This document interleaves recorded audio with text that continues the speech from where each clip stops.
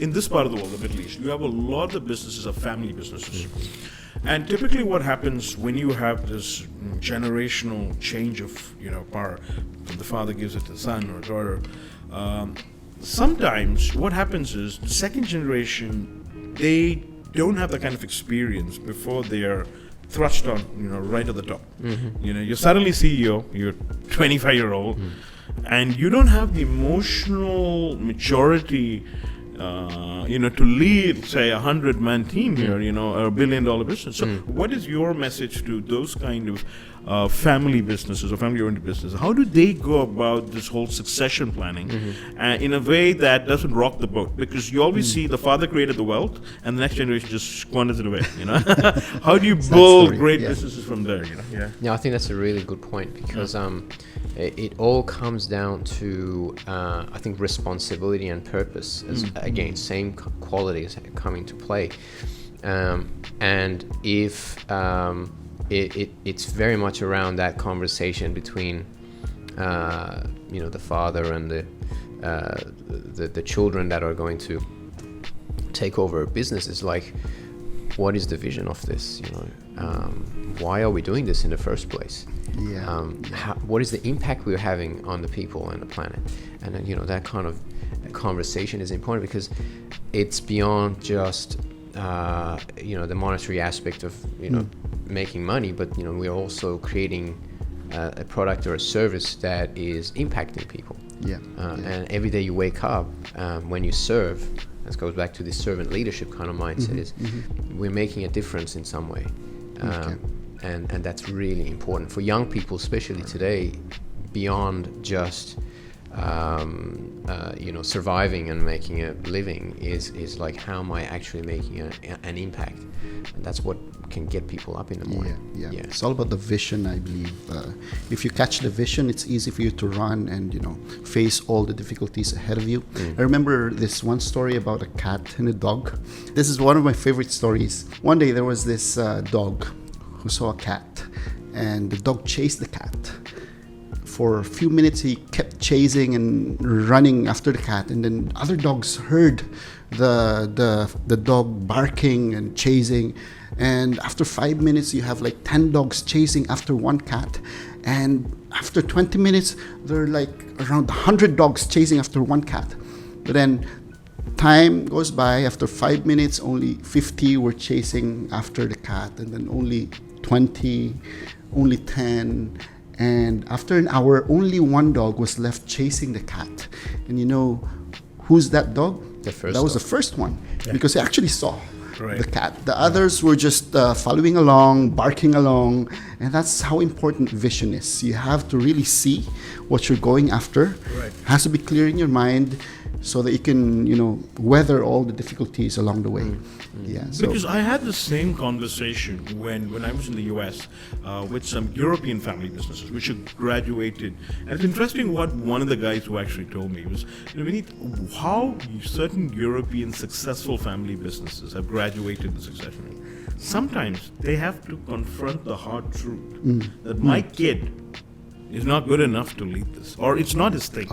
I mean, everyone has the thing. Maybe he's meant to be an artist, And let him just do that and create independent boards with an independent CEO who can run this business. And sometimes it's very difficult for a parent or a father to come to that and say, okay, if you have 4 kids and one of them is good enough. Sometimes it's the eldest naturally, but sometimes the eldest isn't the most capable one. It is probably your youngest daughter who has that, thing in it for running the business. In that case, it is about, this is where the father should show the leadership in telling the family, you know what? To protect your wealth, we need to make sure we have competent leadership running this. Because you can, your leadership, your thing is something else. You can follow that. At the same time, you can enjoy the dividends coming from this. But you're not meant to be CEO, and that's a hard truth. And so maybe that is an approach to anything they should be probably looking towards when it comes to having the right leaders in place. Yes, absolutely. I mean, it's a difficult change because there's such a deep embedded, it's a culture, it's a culture that has thousands of years of tradition of doing things a certain way. And to change that requires, the first step is awareness. Awareness is the big step. It's like, actually, yes, this is not going to work. This is not workable. This is not efficient. This is not effective. And that awareness will lead to kind of a better understanding of who is the right person now, and overcoming this tendency to just do things because that's how they've been done. Right. So this is a challenge. I think it's a big challenge, and it might take time for a new way of thinking, a new mindset to be implemented, and but it can happen. But I think awareness is the number one key. Is education. It could be education. It's about telling people, okay, what is in the best interest of what you want to achieve. Okay, let's put aside how things have been done in the past, and this is the pathway to any innovation, any kind of is to, okay, let's just put that aside. It's not fine. We can go back to that if there's no better option. But let's look at be creative about it. And just think differently for a moment. Okay. Because ultimately, that individual has to make that choice. No one else can make that choice for them, or no one else can make them do things a certain way. It's like the father has to make that, first have that realization, then have this deeper insight as like, actually, yes, that makes sense, right? So giving them that sense of autonomy, which is really important, in leadership especially. It's like, here are the issues, create awareness, help people understand at a deep level, then give them the choice, because ultimately they will make the choice that they will make. Right. No matter what. That's it. Right. And that's we live with that, and there are consequences. Of course, there are always consequences. Right. Yeah. One more question on leadership before we head to discuss about Australia and other aspects.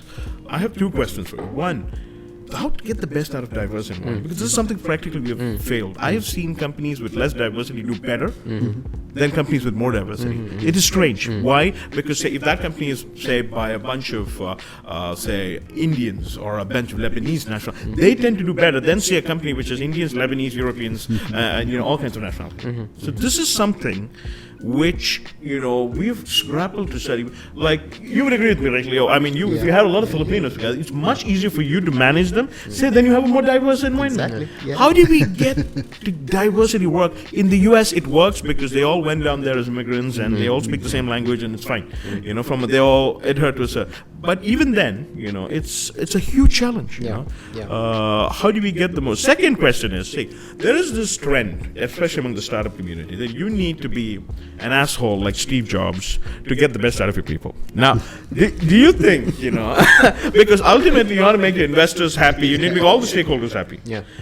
Do we have to be someone like that to actually succeed in today's environment? So there are two questions for you. I'm going to leave it to that. No, it's big questions, important questions. Yeah. So let's first maybe address diversity. Diversity. Right. So I think for diversity to succeed, because it can succeed and it can outperform a kind of a monocultural kind of environments, but it requires people to first connect at a very deep human level. Okay. And find a common ground. Now, there are many ways to do that. One is this deep sense of appreciation that we're all human. We all have common needs, common desires, so at a human level. So that's one thing. The second thing is, why are we here? What are we doing? So purpose and vision becomes so important. It's like the glue, So everyone's on the same page, what we're trying to achieve, right? So that is strong enough. So that's part of leadership, having that strong vision in the community. And everyone buys into that vision. It's not like just the leader has that vision, but everyone else have their own agendas and they want to do different things. Right. It's like the leader inspires everyone to be on the same page. This is what we're trying to achieve. And then sense of appreciation for that diversity. Right. Seeing it such a beautiful thing that we have people of different cultures, different professions, different mindsets, different opinions even. And sometimes it can be frustrating because you might not understand a different point of view or opinion, but you can appreciate it Yes. And I think this is the appreciation that, and one of the questions, I use it myself and I kind of teach it to my students is, if I was you, I'd be thinking the way you're thinking, and I'd be, if I had the same upbringing, I had the same genetic code, the same personality, the same experiences, the same everything, I'll actually be just like you. Right. Yeah. And so that question allows us to really step into that other person Right. that we might be having a challenge with and have empathy at that point. And that can be done with any kind of situation, any kind of conflict that might arise, or confusion about, so that's one aspect. The second aspect is actually being responsible in all communication and conflict that takes place. Because I've led teams myself, right? I've led software teams, designers, because we built software, we built animation, and they're all from everywhere. They're all global, and we have virtual teams, and sometimes we don't even have this connection where we sit down. So every time there's been a miscommunication, because language is also a barrier. Yeah. I've been the first to apologize. I'm sorry, I did not explain this properly to you. And then they always come back and say, what, it's my fault. And then we all kind of relinquish this blame game, but blame game just disappears out the window. Right. And there's this sense of, okay, let's resolve this. And it's always worked wonderfully. Yeah. Right. Apologies actually make us, put down our barriers. Absolutely. You're the first to apologize. It diffuses the tension. Yeah. And so it makes everything easier. The work environment gets easier. The things that are unresolved gets easier. Only with one apology. So I totally agree with that. Yeah. Absolutely. So being responsible for, as a leader especially, the leader being even responsible for other people's mistake. This is a big thing to say from my end. But it's the leader's responsibility to make sure there are clear processes, clear communication, everything designed so that it reduces miscommunication, confusion. Yes.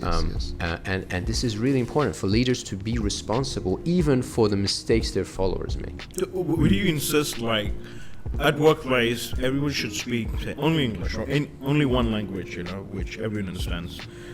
Because some of the practical challenges, I've heard and we've experienced is, you have a bunch of guys speaking in their language. Now, inevitably, say if I don't get the language, I think maybe he's laughing at me, or maybe it's they're a mafia now. Yeah. So this is the politics which you have to navigate, and especially for entrepreneurs, leaders, business, they need to now get everyone work along. So should we hard enforce? Okay, when you're at work, English. no, only English. Do not speak.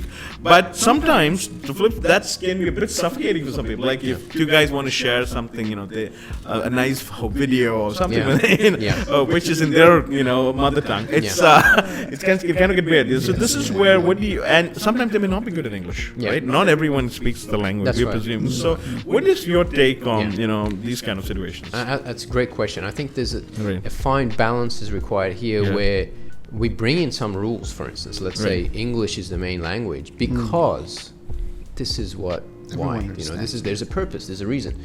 Some leaders just bring rules without really explaining why they have that rule in the first place. Like, this is the way we do things. It was like, okay, but why?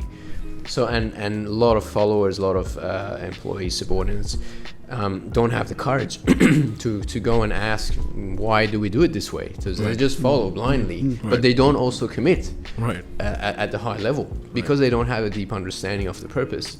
They don't have a high level of commitment, so they go back to old ways of doing or not following the rules because they don't have a high level of commitment. And to gain that commitment is, this is why we're doing this, because of this. Are you happy with this? Does anyone have any challenge? Do you want to challenge it? Why do you want to challenge it? Let's have a conversation around it. Right.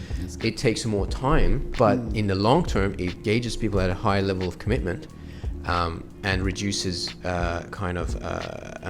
problems. So there's a high level of time invested by the leader to have that communication and explain why we do things a certain way, but also leaves this kind of space where people can come and challenge that. If you want to challenge this rule, come and talk to me. Let's have a conversation, because it could be that there's an alternative that might be even better. and the leader hasn't thought about it. And that's why the diversity of the perspectives and ways of thinking is so important in all teams, all organizations, all communities. It's like welcoming a different approach. If you think, just the leader kind of creating that space, a safe space for people to challenge rules. And I think this is where success can take to the next level.